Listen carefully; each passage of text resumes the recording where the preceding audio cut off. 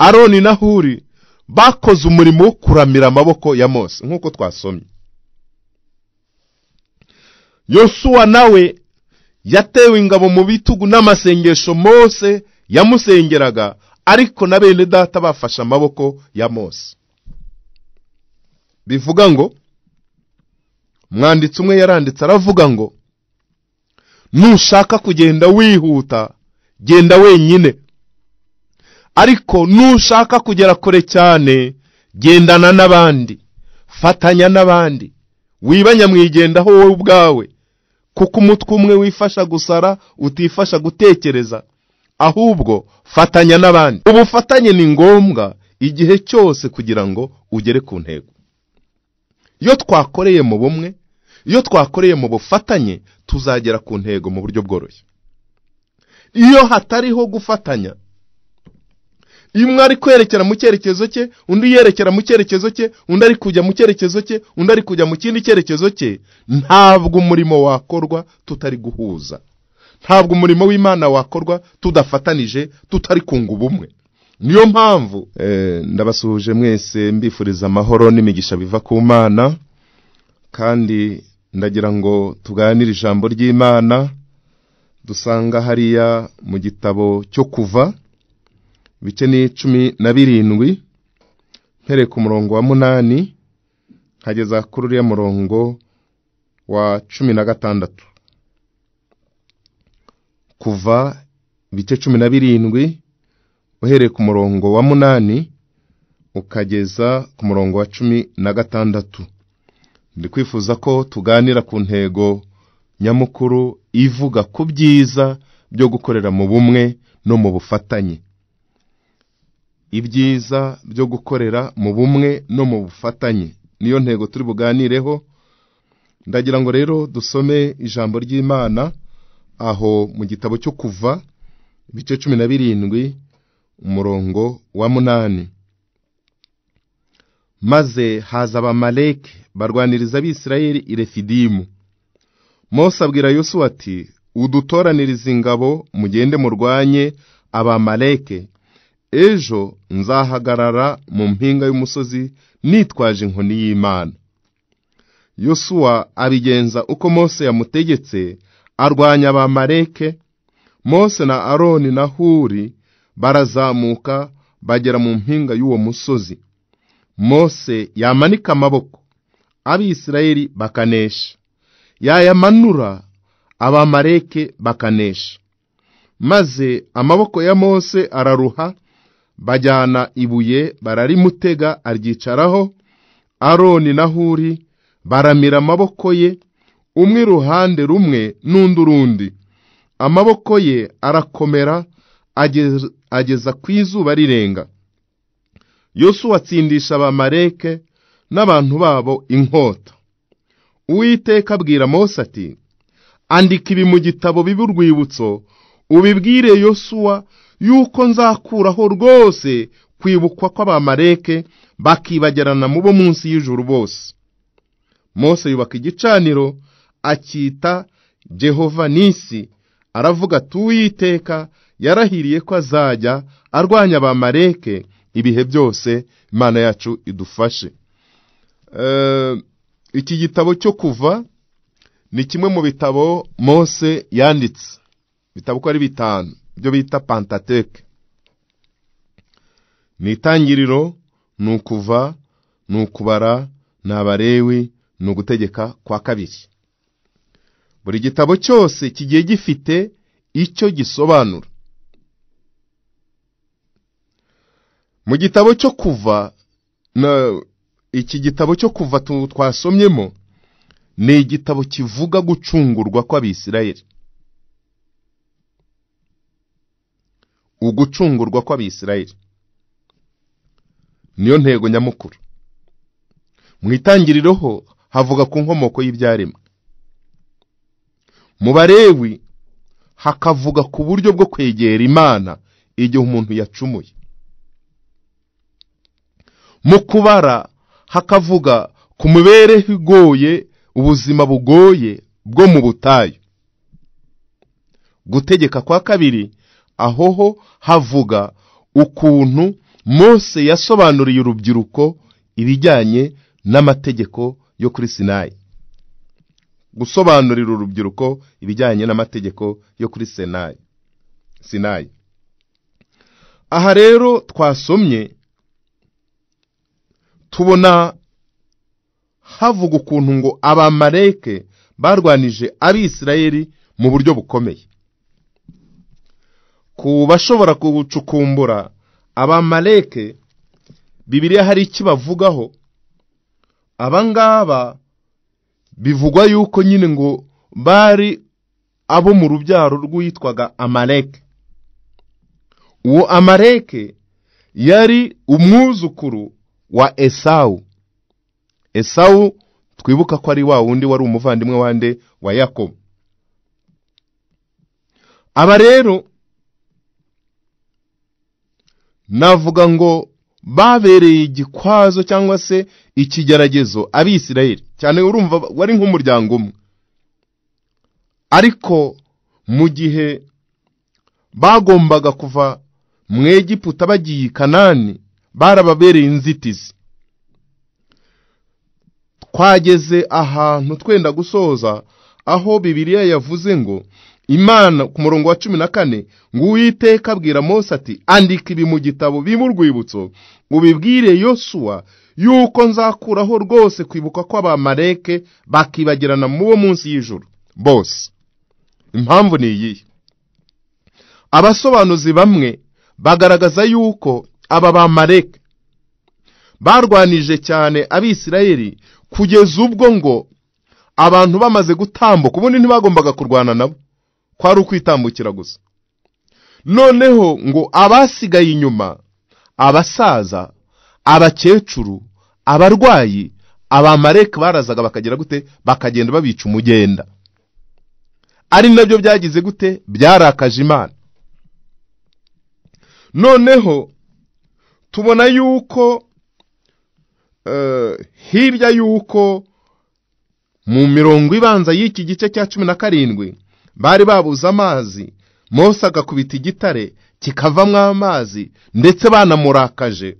Ahangaha bavuga amazi y'Imasa ni Meriba, bivuga ngo hari intonganya, kugerageza, hanyuma Meriba bikavuga intonganya. Nyuma rero y'aho ngaho Mose amaze gukubita igitare kikazana amazi, bahise bakubitana n'Abamaleki. Noneho kuko bari n'ubwoko bukomeye, Mose abwira Yosuwa we yari nk'umugaba w'ingabo. Yosuwa agomba guhagurukana n'ingabo akajya kurwanya Abamaleki. Mose na Aroni na Huri, Mose wakajya gusengera Yosuwa n'ingabo zigiye ku rugamba. Bibiliya yavuze ngo yagombaga kuzamuka ku musozi yitwaje inkoni y'Imana. Iyi nkoni y'Imana ni ya yindi Imana yabwiye Mose Abisirayeli barimo bitotomba ati, watuvaniye iki mu Egiputa kuza kutwicira hano? Dore tugiye imbere hari inyanja, inyuma ingabo za Farawo zari zibatugarije. Iyo nkoni ya Mose yita ngo ni inkoni y'Imana. Niho Imana yamubaje ngo ufite iki? Ati, mfite inkoni. Yirambure hejuru y'inyanja, nanjye ndaca mwibarabara mu nyanja, ndacinzira mu nyanja. Iyo nkoni y'Imana niyo Mose yabwiye Yosuwa ngo ndazamuka ku musozi, ngo nzaba nitwaje inkoni y'Imana. Noneho ngo wowe Yosuwa ugomba kurwanya Abamaleki. Yagombaga kurwanya Abamaleki kugira ngo babone inzira hariya ku Refidimu. Noneho Aroni na Huri bari abafasha ba bugufi ba Mose, nabo bajyana na Mose. Aha tubona responsibility ya buri muntu wese. Mose azamutse ku musozi afite ya nkoni y'Imana, Aroni na Huri baramuherekeje, Yosuwa nawe agiye ku rugamba ajyanye n'ingabo. kuko ngo yatoranije ingabo bararwana. Tubona yuko ngo Mose yamanikaga amaboko Abisirayeli bakanesha. Kumanika amaboko ni ikimenyetso cyo gusenga Imana, ni ikimenyetso cyo guhamagara Imana, ni ikimenyetso cyo gutabaza Imana, ni ikimenyetso cyo kubwira Imana ngo twe nta mbaraga dufite ariko wowe ufite imbaraga, twe ntitwashobora uru rugamba ariko ngwino ube ku rugamba. Yazamura ibiganza Abisirayeli bakanesha.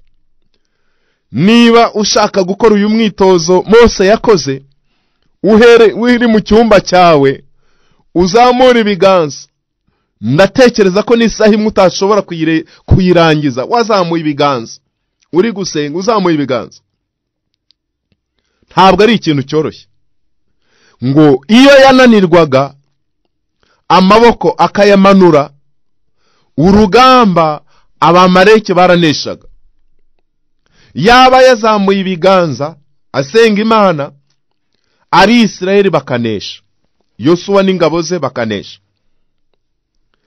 Kugeza igihe Aroni na Huri babonye yuko hari ikibazo, Mose kuzamura ibiganza byamunaniye kuko yananiwe n'umuntu. Umuntu wari we wese ashobora kugira intege nke, umuntu wari we wese ashobora kunanirwa. Ariko ahangaha intego iravuga ngo ibyiza byo gukorera mu bumwe no mu bufatanye. Aroni na Huri bagafata bya biganza bya Mose. Ni ubufatanye mu bakozi b'Imana, ni ubufatanye mu banyamasengesho, ni ubufatanye mu bakristo basenga, ni ubufatanye mu baririmbyi, ni ubufatanye mu nzego zitandukanye.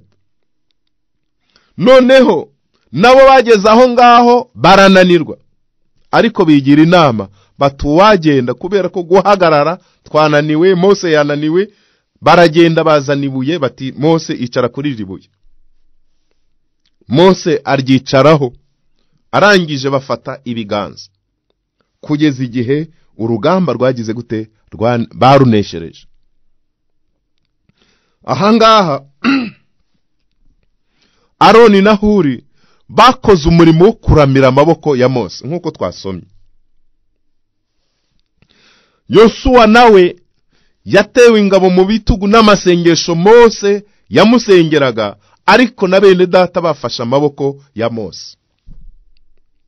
Bivuga ngo mwanditsi umwe yaranditse aravuga ngo nushaka kugenda wihuta genda wenyine, ariko nushaka kugera kure cyane gendana n'abandi, fatanya n'abandi, wibanya mwigendaho wowe ubwawe, kuko umutwe umwe wifasha gusara utifasha gutekereza, ahubwo fatanya n'abandi. Kugeza igihe ngo murongo wa 13 ngo Yosuwa atsinda abamareke n'abantu babo abatsindisha inkota. Ariko byarakaje Imana. Imana iravuga ngo Uwiteka abwira Mose ati andika ibi ngibi mu gitabo bibe urwibutso, byandikwe mu gitabo cy'amateka, kugira ngo n'abazaza nyuma bazabe babizi. Ngo Uwiteka arangije arategeka ngo babyandike, ngo abwira Mose ngo ubibwire Yosuwa yuko nzakuraho rwose kwibukwa kw'abamareke bakibagirana mu bo munsi y'ijuru bose. Ahangaha nushaka kubimenya neza, uraza kubona ukuntu Imana imaze gutoranya Sawuli yamubwiye ngo agomba kurangizaho abamareke nk'uko yagize gute Imana yabirahiriye. Mwibuke ko Sawuli ngo yagiye akarwanya abamareke, yamara kurwanya abamareke noneho ngo agacungura umwami wabo witwaga Agagi. Yamara kumucungura noneho ngo Samweli ngo bahura, akamubaza ati mbese yaje yitangurana ati nasohoje itegeko ry'Imana, iby'Imana yantegetse nabikoze, nubashye Imana. Samweli atariko ati buretse nanjye nkumvisha, ugutamatama ndi kumva mu matwi yanjye ni ibiki? ibyo ndi kumva mu majwi yanjye, mu matwi yanjye ni ibiki? Ndati ni abantu, twarokoye inyamibwa, twarokoye inka z'ibiduhagire, twarokoye rwose ibyo tugiye gutambira Uwiteka. Ariko Samweli abwira Sawuli ngo ariko wibwira yuko Imana inezezwa n'ibitambo kuruta uko yanezezwa n'umuntu wumviye Imana? Kumvira kuruta ibitambo. Kwiriye kumvira Imana, kuko kumvira Imana birayinezeza. Uwo mwami Agagi Samweli yaramufasha agira gute? Aramwica. Kuri rya jambo Imana yavuze ngo Uwiteka yarahiriye ko azajya arwanya Abamaleki ibihe byose. Ahangaha Sawuli ntabwo yubashye, kandi kuva icyo gihe Imana ihita imubwira ngo kuko utumviye Imana ngo Uwiteka nawe agize gute? Aguciye ku ngoma. Kutumvira ni bibi, gusuzugura Imana ni bibi.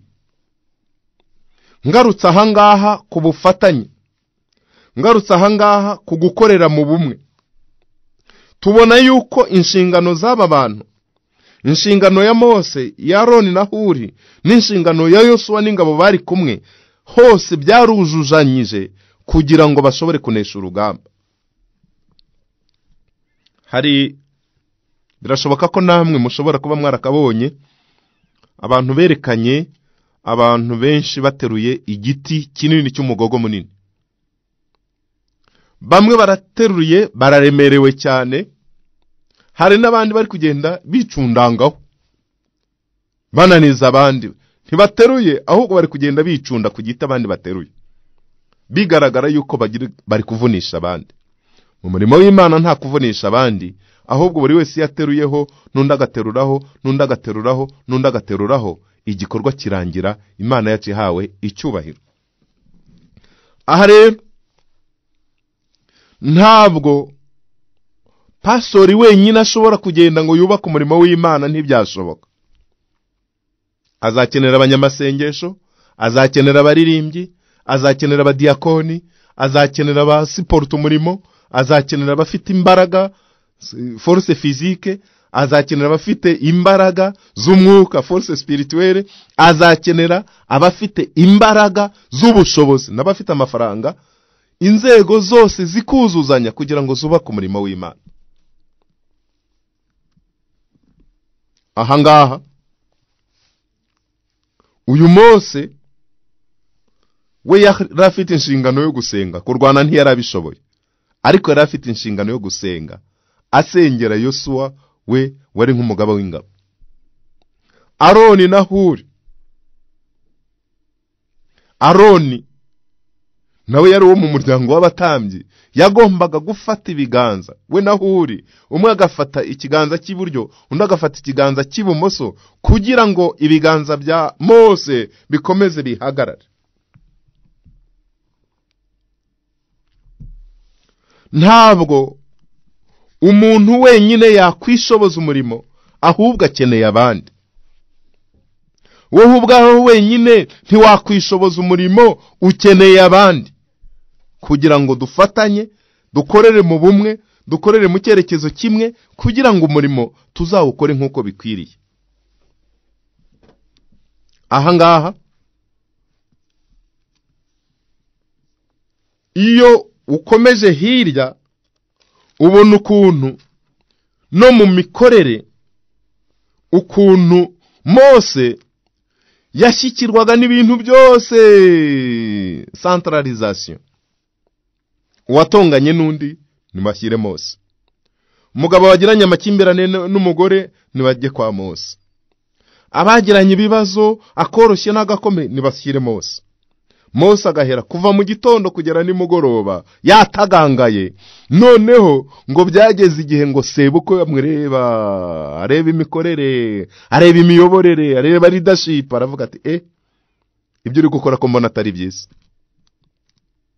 Gukora wenyine ntabwo ari byiza, ahubwo wowe nukora wenyine aba bantu uzananirwa, abo uyoboye bazananirwa, intego yo kubageza mu gihugu cy'isezerano ntuzayigeraho, ati reka nkugire inama kandi Uwiteka yigufashemo. Niko Yetiro yamugiriye inama sebukwe. Ni mu bice 18 uhereye ku murongo wa 13 ukamanuka kugera hariya kuri 26. Harangije amugira inama, kandi inama yamugiriye yari umunyamahanga. Inama yamugiriye mu kijyanye n'imiyoborere yabaye inama nziza. Aramubwira ati, icyambere ndakugira inama, Imana yigufashemo, uba ari wowe mushyikirwa w'amagambo w'abantu n'Imana, ujye ushyira Imana imanza zabo, kandi ujye ubigisha amategeko yayo n'ibyo yategetse, ujye ubereka inzira bakwiriye gucamo n'imirimo bakwiriye gukora. Gabanya abandi imirimo. Ati kandi utoranye mu bantu bose ngo abantu bashoboye ubucamanza, abantu bubaha Imana, abantu b'inyangamugayo, abantu banga impongano. Ati nurangiza ubahe ubutware, bamwe batwara 1,000, abandi batwara 100, abandi batwara 50, abandi batwara 10. Ati bajye bacira imanza abantu ibihe byose, urubanza rukomeye rwonyine aba ari rwo bakuzanira. Ati urworoheje bareke nabo bagire gute, baruce, niho uziyorohereza umuruho. Cya kabiri, bazajya bafatanya nawe, bazaba bafatanya bikorwa. Icya gatatu, nubigenza utyo Imana ikabigutegeka, uzabishobora, kandi ubu bwoko uzabujyana habwo bafite amahoro. Aha ngaha ndi gushaka kugaragaza ko hariya mu bufatanye bwa mbere byatanze umusaruro, urugamba bararunesha. Ariko hirya gatoya Mose arimo akora wenyine gusa, nta bandi bamufasha, yarananirwaga. Icya kabiri, ntabwo yari buzagere ku ntego yo kuzageza ubwoko bw'Abisirayeli mu gihugu cy'isezerano. Icya gatatu, ari we yacitse intege, n'abayoboye bacitse intege, n'intego ntabwo igezweho.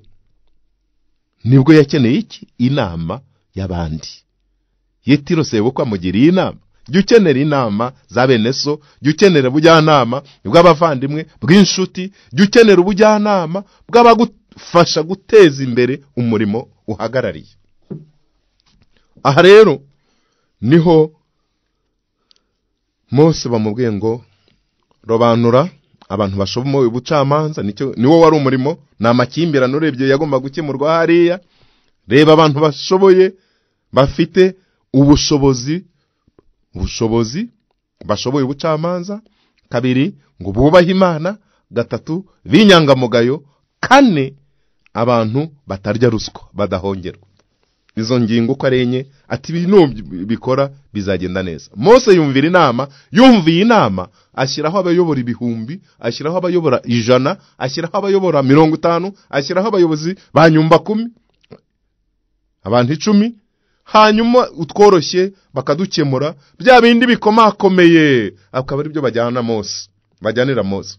Mose nawe ibyo adashoboye gukemura akabijyanira Imana. Ubufatanye ni ngombwa igihe cyose kugira ngo ugere ku ntego. Iyo twakoreye mu bumwe, iyo twakoreye mu bufatanye, tuzagera ku ntego mu buryo bworoshye. Iyo hatariho gufatanya, imwe ari kwerekera mu cyerekezo cye, undi yerekera mu cyerekezo cye, undi ari kujya mu cyerekezo cye, undi ari kujya mu kindi cyerekezo cye, ntabwo umurimo wakorwa tutari guhuza. Ntabwo umurimo w'Imana wakorwa tudafatanije, tutari kunga ubumwe. Niyo mpamvu iyi ntego itubwira ngo ni byiza ko abantu bakorera mu bumwe, abantu bagakorera mu bufatanye. Njyenyine ntacyo nageraho, ariko nidufatanya tuzateza umurimo w'Imana imbere. Wenyine ntaho wagera, ntacyo wakora, ariko nufatanya n'abandi bizagenda neza. Umuyobozi uwo ari we wese, haba mu rwego rw'itorero, haba mu rwego rusange, hakenerwa ko abantu bafatanya bagakorera mu bumwe, mu cyerekezo kimwe, kugira ngo bashobore kugera ku ntego biyemeje. Ngana ku musozo, hariya Bibiliya yavuze ngo Imana ibwira Mose ngo nabwire Yosuwa ngo nimwandike ibi mu gitabo cy'urwibutso, bibwire Yosuwa ko nzakuraho rwose kwibuka ko Abamaleki bakibagirana mu bo munsi y'ijuru bose. Birashoboka ko nawe muri iyi minsi ufite ibimeze nk'Abamaleki. ni amakredi ya banki akuruhije agutesheje umutwe wabuze iyo werekera. Ni ibibazo bikomeye mu muryango washatse igisubizo kikaba cyananiranye. Ni intambara zo mu kazi uri gukora ukagerageza ukabona biri kwanga. Ni kuba warakorewe ubukwe bwiza ukaba utegereje umwaka 2, 3, 5 cyangwa irengaho utegereje gusama bikanga. Ni ikigeragezo. Birashoboka ko ari ukuba umaze iminsi cyane myinshi uraho utegereje uti nzava muri iki gikombe cy'ubuseribateri gute. Ni ibibazo bitandukanye, ariko Bibiliya yavuze ngo Uwiteka yararahiye ko azajya arwanya abamareki ibihe byose. Uwiteka kurwaniriza abamareki bahagaze imbere yawe. Uwiteka kurwaniriza ibyo bikurwanya. Uwiteka gutsindira ibyo byari biri kugutsikamira. Uwiteka kubitire kure ubwo burwayi bukuruhije iminsi myinshi. Uwiteka kube hafi kandi akugirire neza, kuko ariko Bibiliya yavuze ngo Uwiteka azajya arwanya, yararahiye ko azajya arwanya abamareki ibihe byose. Ufite ibikugoye, ufite ibikuruhije, ufite ibinanije umutima wawe, ufite ibyo wumva waburiye igisubizo, ariko ijambo ry'Imana ryavuze ngo Uwiteka abwira Mose ngo mubyandike mu gitabo cy'urwibutso ubibwire Yosuwa ngo ko nzakoraho rwose kwibuka kw'abamareki bakibagirana mu munsi y'ijuru. Nagwaye urugero Sawuli washatse kurengera umwami Agagi. Imana ako kanya yahise imubwira ngo kuko wasuzuguye utumviye are imuvana ku ngoma.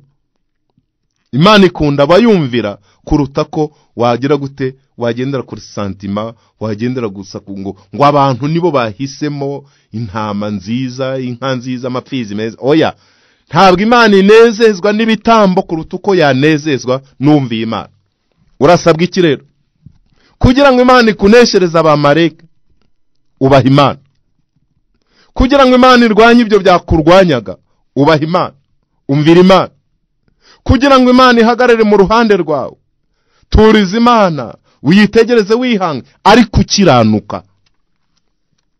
Igihe cyose uri kuvanga ibyaha, gukiranirwa no gukiranuka ukabivangavanga, oya, ntabwo Imana izarwanya abamareki imbere yawe. Tunganira Imana ubudasiba, ni kumuririmbyi wa 388 yaririmbye ngo tunganira Imana ubudasiba, jya uhora uyisenga kandi uyumvire. Ngana ku musozo, mu minsi ya none COVID ibaye abamareki imbere yawe. Uburwayi bumeze nk'abamareki imbere yawe. Intambara zikomeye zimeze nk'abamareki imbere yawe. Ariko nitwibukiranye yuko Aroni na Huri ngo bafataga ibiganza bya Mose nawe ari kwinginga Imana asenga ngo ijuru ritabare. Imana igira ikikora, Imana ikabarwanya.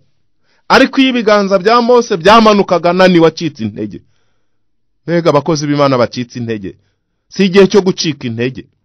Ahubwo banyamasengesho, bakozi b'Imana, bagenzi banjye, bene data, nshuti, muvandimwe, ni twebwe bo kuzamura ibiganza tukabwira Imana ngo rengera umurimo, rengera itorero, rengera igihugu, rengera abera. Ubufatanye mu gusenga buzagira umumaro munini cyane.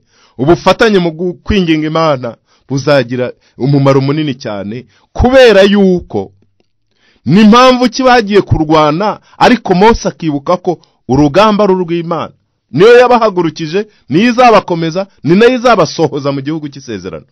Ntabwo bagiye kurwana gusa ngo bibagirwe gusenga. Ariko nanone nta nubwo bari kugenda ngo bapfukame basenge gusa ntacyo bakoze ngo Imana izakora igitanga. Oya, buri muntu wese mu nshingano ze yagiye yubaha icyo asabwa gukora. Yosuwa ajya ku rugamba ajyana n'ingabo ze, yarobanuye. Mose ajya gusenga, Aroni na Huri bafata ibiganza bya Mose. Ni ubufatanye mu murimo, niho umurimo uzatera imbere. Kuzuzanya mu murimo, niho umurimo uzatera imbere. Kutaba ngenyine, ube wenyine, buri wese abe wenyine, ahubwo tugahuza umutima mu cyerekezo kimwe, niho umurimo tuzashobozwa kuwuteza imbere. Mwibuke barya abantu bane bahetse umurwayi, baragenda basanga abantu ari benshi ariko batobora igisenge. Uburyo bakoresheje na strategy bakoresheje kubyumva biragoye. Uyu munsi wa none ntiwapfa gusakambura inzu y'abandi, ariko ni ikigaragaza ukuntu bumvaga bavuga bati nitugeraho Yesu ari, umurwayi arakira. Barareshya, bari mu cyerekezo kimwe kandi bahuje umutima, byanze bikunze intego barayigeraho. Turasabwa guhuza umutima, turasabwa ko mugabo n'umugore ni muhuza umutima, ababyeyi n'abana ni muhuza umutima, inshuti n'abavandimwe abakorana umurimo ni muhuza umutima. Hatari habaho guhuza umutima, Satani aratwinjirana. Ariko iyo hariho guhuza umutima, tugakorera mu bumwe, tugakorera mu bwumvikane, tugakorera mu bwuzuzanye, umurimo tuzawuteza imbere. Imana igufashe, Imana iguha umugisha. Nshuti muvandimwe untegeye ugutwi, ngo Imana yararahiye ko izajya irwanya abamareke ibihe byose. Izakurwanyiriza ibikurwanya, ariko tunganira Imana, kiranukira Imana, hindukirira Imana, kora ibishimwa n'Imana. Izajya irwanya intambara zawe zose, ariko usabwa, hari ibyo usabwa, tunganya ibidatunganya. Ca bugufi ubwira Imana ngo hari ibitaragenze neza, mbabarira. Ca bugufi ubwira Imana ngo hari ahagaragaye intege nke, mbabarira. Ca bugufi winginga Imana uyibwire ngo hari aho Satani namubererekeye arinjira, musohore. Navuze ngo nushaka kwihuta cyane ugende wenyine, ariko nushaka kuzakora urugendo rukugeza kure, fatanya n'abandi. Reka kuba nyamwigendaho, ufatanye na bene data. Ababiri barutumwe. Iyo umwe agize intege nke undi aramuzaho, iyo umwe aguye undi aramubyutsa. Imana niguha umugisha, Imana irwanye ibimeze nk'abamareke imbere yawe. Imana irwanye ibyo byari biguhagurukiye n'ibyari bikujije umutekano. Imana ikube hafi, ariko kondisiyo ni harabayeho gukiranirwa, ca bugufi wihane. Harabayeho kugenda nabi, ca bugufi ubwira Imana ngo mbabarira. Aho utakiranutse neza, bwira Yesu ngo mbabarira. Hanyuma iri jambo ryo ku murongo wa 16, ngo Uwiteka yararahiriye ko azajya arwanya abamareke ibihe byose. Abamareke ni urugero rw'ingabo za Satani zirwanya abera. Navuze ngo abo bamareke baragereranywa n'ibibazo bigoye, bikuruhije, bibuze, byakubujije amahwemo. Ariko nutunganira Imana ibihe byose, Imana izakurwanirira, izaba mu ruhande rwawe. Fatanya na bene so, urugamba muzarunesha. Ariko nugenda wenyine, Satani azakurasira ku rugamba, ntago uzagera aho ukwiriye kugera, kandi nta nubwo bizagira umumaro muri societe, muri community. Ntabwo ari byo byiza. Dukeneye ubufatanye, dukeneye gukorera mu bumwe n'ubwuzuzanye.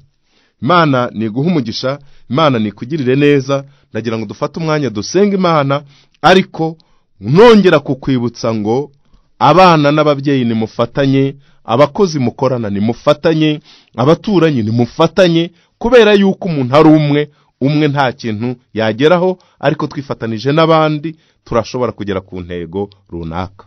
Imana niguha umugisha, Imana nikugirire neza, Imana ikube hafi. Kandi kuriya nababwiye experience yindi ya Mose, kwaho yakoraga wenyine byamurushyaga, akoranye n'abandi bigenda neza. Ndagira ngo nkubwire ngo wowe untegeye ugutwi, igihe cyose urakenera nuriyubona ko asuzuguritse, nuriyubona ko ntacyo yamara, hari icyo yakumarira. Nuriyubona hari uyu munsi nta gaciro afite imbere ya, ariko yakubera uw'umumaro. Imana nigufashe, Imana nikugirire neza. Mose agirwa inama agiriwe ayiha agaciro, amaze kuyiha agaciro yageze ku ntego. Ndagira ngo dufate umwanya dusenga Imana, kandi nongera kukubwira ngo ibihagaze imbere yawe bimeze nk'abamareke, ibyo bikuruhije, ibyo bikugoye, n'uburwayi, n'ubukene, n'ukwambara ubusa, n'uguhura n'ibibazo bitandukanye. Ijambo ry'Imana uriya murongo usohoza wavuze ngo Uwiteka azajya arwanya abamareke imbere y'abakiranutsi iminsi yose. Imana ikurwanyirize ibyo byose kandi ikugirire neza, ikoherereze gutabarwa guturutse ahera, kuko ariko ijambo ry'Imana rivuga muri Zaburi ya 20. Ndagira ngo dusenge Imana iguhe umugisha, ikwiteho kandi ikube hafi muri byose. Imana Data wa twese uri mu ijuru, mu izina rya Yesu turagushimiye. Tugushimiye ko ijambo ryawe ari ryiza kandi ijambo ryawe ribasha kudufasha rikadukomeza.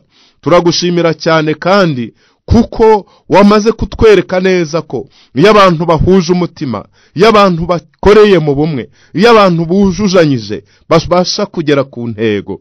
Umuja wawe n'umugaragu wawe, umuntu wari umwe ntaho yagera, ntacyo yageraho, ahubwo afatanije n'abandi yashobora kugera ku ntego. Ijambo ryawe kandi nanone ryatubwiye, Mwami Nyiringabo, ngo uzajya urwanya iteka ryose abamareke imbere y'abaja bawe n'abagaragu bawe. Hari ibibagoye, hari n'ibibaruhije, hari ibibabujije umutekano, hari ibibabujije amahwemo. Ndasenze kugira ngo wari waragiye kuraka kugarukira umubabarire, wari waraguye akabyuka akabafasha icyemezo cyo kubyuka umubabarire, wari uri guhura n'ibibazo bikomeye by'abamareke. Ijambo ryawe ryatubwiye ngo uzajya urwanya abamareke iteka ryose. Ndasenze ngo urwanire umuja wawe, urwanire umugaragu wawe, urwanirira abera, ugirire neza bitirirwa izina ryawe, kuboko kwawe kwizane kube kuri bo. Ndagushimiye uyu mwanya tukubonereho umugisha, munsi wose tubone kugirirwa neza nawe, ni mu izina rya Yesu Mwami wacu, amen.